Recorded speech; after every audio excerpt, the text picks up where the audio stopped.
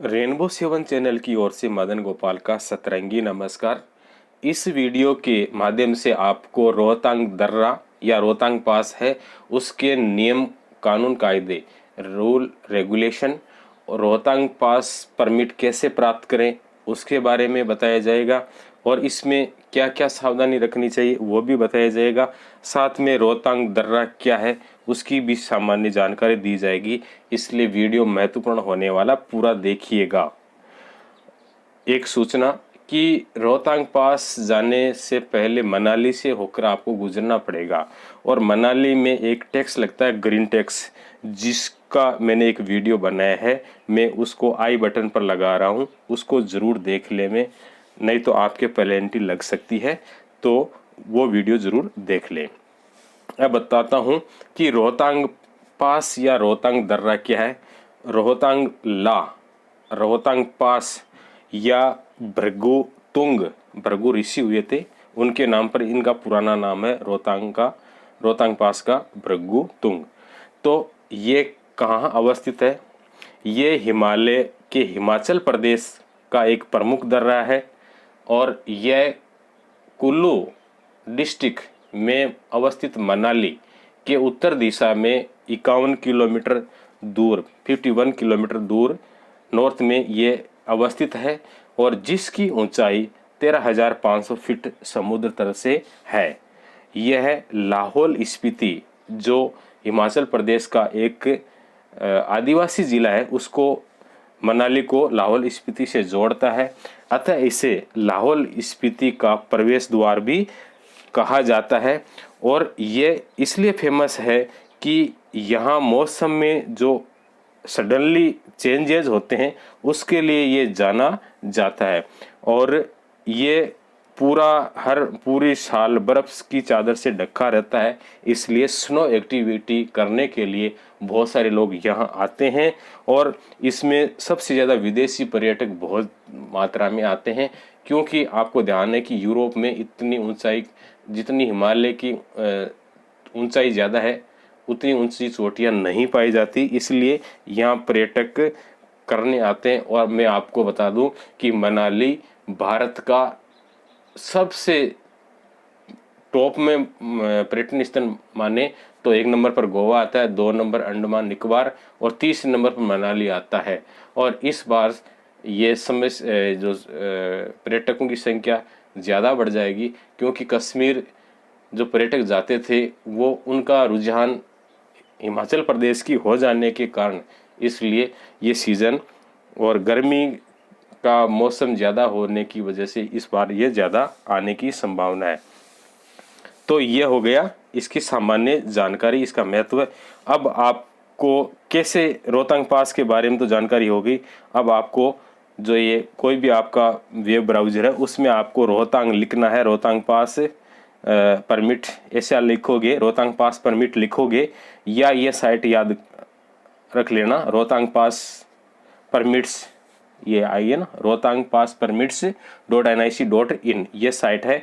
इस पर आप जैसे ही लॉगिन करोगे अपने ब्राउज़र से तो ये पेज खुलेगा और उसमें आप देखेंगे कि nic.in लगा हुआ है, तो ये सरकारी या गवर्नमेंट की साइट है, इसमें कोई भी प्रकार की कोई समस्या नहीं है। नीचे स्क्रॉल करोगे तो आप रोहतांग पास परमिट है, इस पर आप ओके कीजिएगा।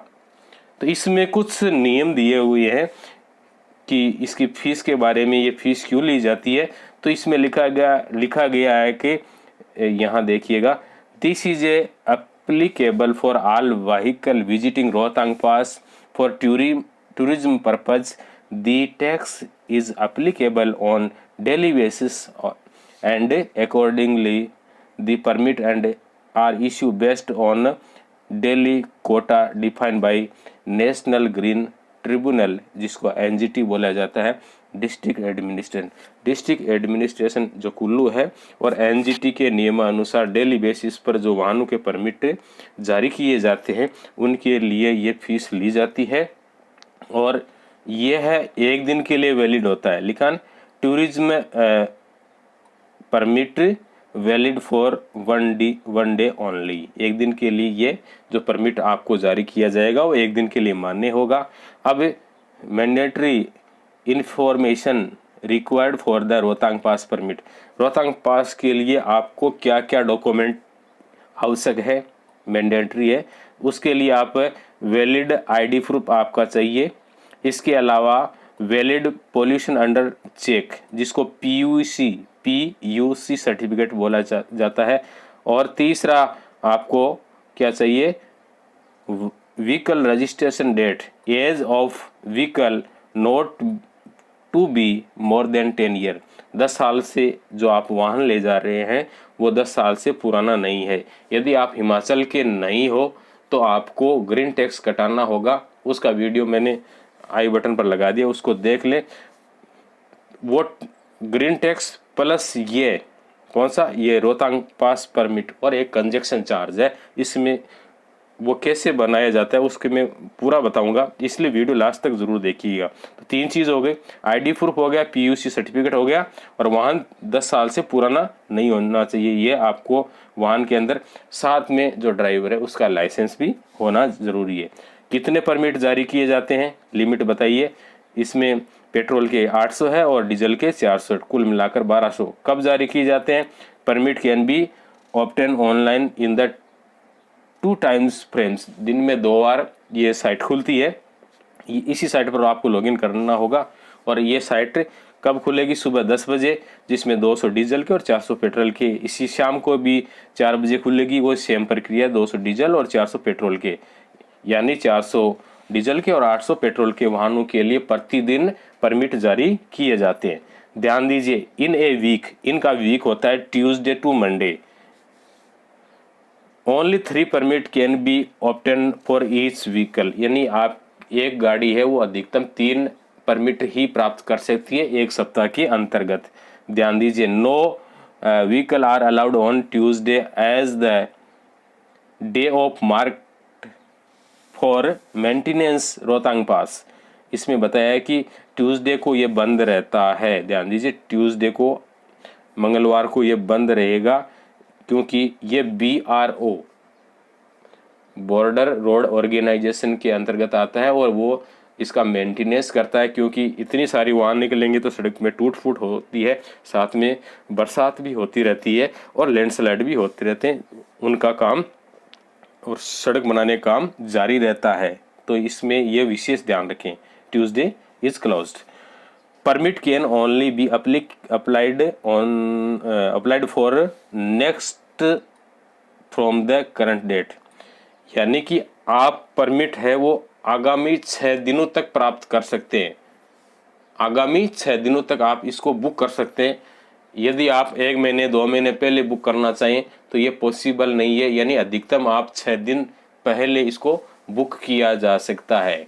ध्यान दीजिए, ये बहुत महत्वपूर्ण है। तो ये 6 दिन जब ये खुलती है ना, तो 6 दिन ही आपको एडवांस में आप परमिट बना सकते हैं। अगला इससे महत्वपूर्ण है, print out is compulsory for all permissions, यानी कि इस आपने जो रोहतांग पास परमिट निकालोगे वो आपको इसका प्रिंट आउट लेना बहुत ही कंपल्सरी है। बार बार इसको हर जगह चेक किया जाएगा। व्हीकल्स हैविंग रॉन्ग इन्फॉर्मेशन और permit as compare to valid proof will not be allowed the cross the barrier, यानी ये बैरियर है रोहतांग पास। आप जाओगे मनाली से तो गुलाबा आएगा, वहाँ आपको चेक किया जाएगा और वहाँ आपको ये आपने जो आईडी प्रूफ दिया है और परमिट है उनकी जानकारी का मिलान किया जाएगा। दोनों एक होने पर आगे जानने की अनुमति होगी, नहीं तो आपको वहीं रोक लिया जाएगा। कहने का मतलब है गलत इन्फॉर्मेशन नहीं भरनी चाहिए। जो आईडी प्रूफ में है वो कि इस परमिट के अंदर जो परमिट का फॉर्म है उसमें भरनी चाहिए। एक है कंजेशन चार्ज, इसमें परमिट के अलावा कंजेशन चार्ज भी लगाया जाता है। This is a applicable for all vehicle crossing Gulaba bridge. Gulaba bridge मैंने बता दिया, ये चेकिंग पॉइंट होता है। This tax paid on daily basis and valid for 1 day only. ये कंजेशन चार्ज भी 1 दिन के लिए ही लिया जाता है, ध्यान दीजिए। अब इसमें रेट्स ऑफ वेरियस टैक्स, इसमें क्या क्या टैक्स है। एक नंबर पर देखिएगा, कार और जीप की रेट क्या है। 500 रुपये आपको इस परमिट के लिए लगेंगे, कार और जीप के लिए। और कंजेशन चार्ज है जो गुलाबा जो चेक पॉइंट है वहाँ लगेगा 50 रुपये, तो यानी 550 रुपये। ध्यान दीजिए, यदि आप खुद का वाहन लेकर आ रहे हैं और आपका वाहन हिमाचल प्रदेश में रजिस्टर्ड नहीं है, यानी हिमाचल का नहीं है, तो आपको ग्रीन टैक्स मनाली के लिए और कटाना पड़ेगा, नहीं तो आपको मनाली के अंदर इंटर नहीं करने दिया जाएगा। उसका मैंने वीडियो बना दिया, वो आप देख लें पहले। MUV ये वाहन का टाइप है, वही सेम है 500 और कंजेशन चार्ज 50 रुपये। और बस और हैवी मोटर व्हीकल उसका भी 500 रुपये, लेकिन कंजेशन चार्ज है वो है 100 रुपये। तो इस प्रकार ये चार्जेस है, आप इसको ऑनलाइन पेमेंट कर सकते हैं। आप ध्यान दीजिए, ये है ना, ये line either window for applying permit is closed और कोटा फिनिश्ड।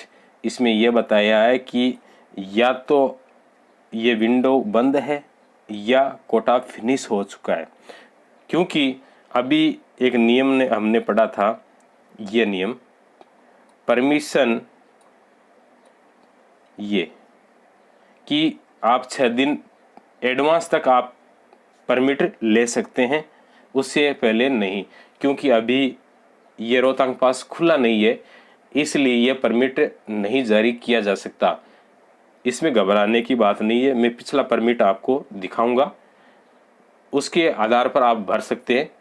जब साइट खुलेगी तो मैं आपको ऑनलाइन बनाकर भी दिखाऊंगा, लेकिन इसमें आप वीडियो स्किप मत कीजिए, मैं पूरी प्रोसेस बता रहा हूँ, क्योंकि बहुत ही फास्ट ये ख़त्म हो जाते हैं।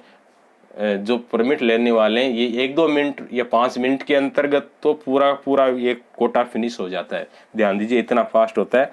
तो ये मैं पहले वीडियो बना रहा हूँ, इसलिए अभी रोहतांग पास खुला नहीं है, तो इसमें घबराने की बात नहीं है। मैं एक पहले का परमिट है जो ये बंद हुआ था रोहतांग, उसके जस्ट उसी दिन का है, उसी का एक परमिट है, मैं आपको दिखा रहा हूँ। यह रोहतांग पास बंद होने की डेट का परमिट है, लास्ट परमिट है। तो इसको इसमें ज़्यादा नहीं है, इसमें जो एंट्री भरी है वो ही आपको जो रोहतांग पास की जो साइट है उसमें आपको एंट्री करनी है। इसमें क्या क्या मांगा जाता है, ये जो परमिट नंबर है ये अपने आप ही जनरेट होते हैं। एप्लीकेशन डेट है ये उसी दिन की होती है या 6 दिन एडवांस आप बना सकते हो, और इसकी वैलिडिटी अपना आप 1 दिन की आ जाती है। और जो ये नंबर है व्हीकल के, जो आप वाहन ले जा रहे हो उसके नंबर आपको इनपुट करने, और ड्राइवर का जो नेम है, यदि खुद ड्राइवर है तो उसका नाम डाल दीजिए, और साथ में उसके मोबाइल नंबर भी बहुत ही ज़रूरी होता है। और वाहन किस टाइप का है उसी प्रकार एंट्री मिलेगी। डीजल का तो कम वाहन 400 वाहन ही अलाउड होते हैं और इसके 800 होते हैं, इसलिए पेट्रोल वाला ठीक रहेगा। और इसके DL नंबर है, यानी उस लाइसेंस के नंबर है वो, और इसका चार्ज है वो यहाँ मेंशन किया गया है। और ये आप देख सकते हो, ये कंजेशन चार्ज की स्लिप है, वो सेम का सेम ही है, इसमें कोई अंतर नहीं है। वो सेम के सेम डाटा भरने नहीं पड़ेंगे, ये अपने आप ही ले लिए जाएंगे। और इसका कंजेशन चार्ज है वो 50 रुपये मेंशन है, और इसकी वैलिडिटी यहाँ लिखी हुई होती है। तो ये एक ही पन्ने पर आता है, ध्यान दीजिए, अलग अलग पन्ने पर नहीं आता है, एक ही पन्ने पर प्रिंट आउट इसका आप ले लें, ये बार बार आपको दिखाना पड़ेगा। तो मेरा प्रयास शायद आपको समझ में आ गया होगा। इसी प्रकार के नॉलेजेबल वीडियो और ट्रस्टेबल वीडियो के लिए हमारा चैनल सब्सक्राइब कर लेवें, और दोस्तों के साथ इस वीडियो को ज़रूर शेयर कीजिए जो रोहतांग पास जाना चाहते हैं, मनाली जाना चाहते हैं। क्योंकि हर व्यक्ति मनाली जब जाता है तो रोहतांग पास ज़रूर जाएगा, इसलिए इसकी जानकारी होनी ज़रूरी है। और एंड स्क्रीन पर आ रहे जो वीडियो है इनको भी देख लें, ये आपके लिए काम के साबित हो सकते हैं। और इसमें मनाली का जो ग्रीन टैक्स वाला वीडियो है वो भी मैं इंक्लूड कर रहा हूँ। हमारे साथ बने रहने के लिए, इस वीडियो को पूरा देखने के लिए आपका हार्दिक आभार। वंदे मातरम, जय हिंद।